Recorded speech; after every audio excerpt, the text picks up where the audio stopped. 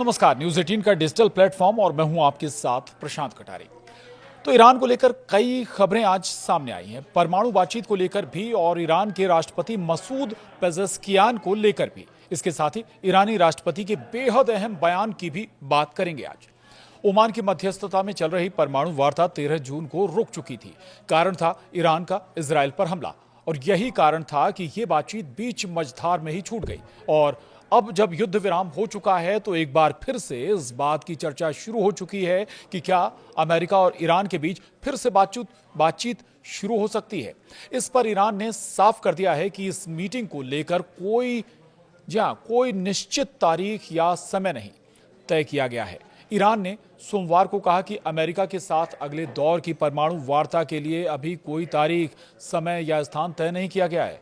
दूसरी तरफ एक खबर यह भी है कि ईरान के रक्षा मंत्री ने एक बार फिर से इजरायल समेत दूसरे दुश्मनों को साफ चेतावनी दे दी है और कह दिया है कि ईरान किसी भी युद्ध के लिए पूरी तरह से तैयार है। ईरान के रक्षा मंत्री के शब्दों में ही अगर इसे समझें तो ईरान के रक्षा मंत्री अजीज नसीर जादेह ने कहा है कि देश युद्ध विराम पर भरोसा नहीं करता है और सैन्य दुस्साहस के किसी भी नए कृत्य का निर्णायक जवाब देने के लिए तैयार है।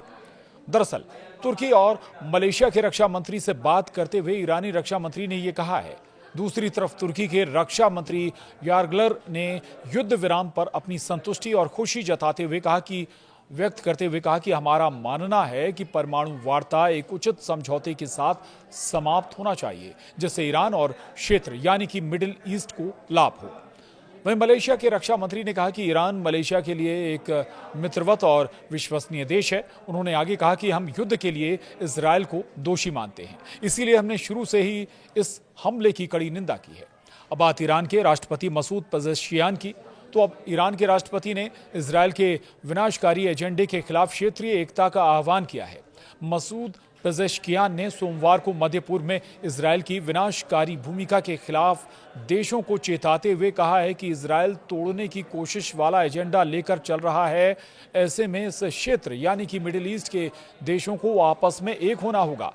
तेहरान में इराकी आंतरिक मंत्री अब्दुल अमीर अल शम्मारी के आपको बता दें कि जो आंतरिक मंत्री हैं अब्दुल अमीर अल शम्मारी के साथ एक बैठक में पेजेश्कियान ने कहा कि नेतन्याहू अपने पड़ोसी देशों के संसाधनों को कमजोर करने, उन पर कब्जा करने और लूटने और साथ ही क्षेत्र को बांटने की प्लानिंग पर काम कर रहे हैं। उन्होंने जोर देकर कहा कि हमें ऐसे साझा दुश्मन के सामने एकजुट रहना होगा, एक दूसरे का समर्थन करना होगा और विभाजन और आपसी लड़ाई से सख्ती से बचना होगा। और सबसे खास बात यह कि राष्ट्रपति ने ईरान और इराक के बीच संबंधों की तारीफ करते हुए कहा कि उनके संबंध गहरे धार्मिक और सांस्कृतिक बंधनों पर आधारित हैं।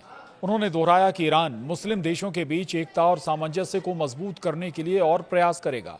उन्होंने सभी क्षेत्रों में इराक के साथ सहयोग बढ़ाने के लिए ईरान की तरफ से तत्पर रहने की बात भी कही। बताएं कि यह खबर ऐसे समय में आई है जब ईरान की सरकारी समाचार एजेंसी फार्स के अनुसार जून में एक इजरायली हवाई हमले में ईरानी राष्ट्रपति मसूद पेजेश्कियान मामूली रूप से घायल हो गए थे। रिपोर्ट में कहा गया कि 16 जून को तेहरान में एक गुप्त भूमिगत प्रतिष्ठान को निशाना बनाकर 6 बम गिराए गए, जहां पेजेश्कियान ईरान की सर्वोच्च राष्ट्रीय सुरक्षा परिषद की एक उच्च स्तरीय आपात बैठक में भाग ले रहे थे।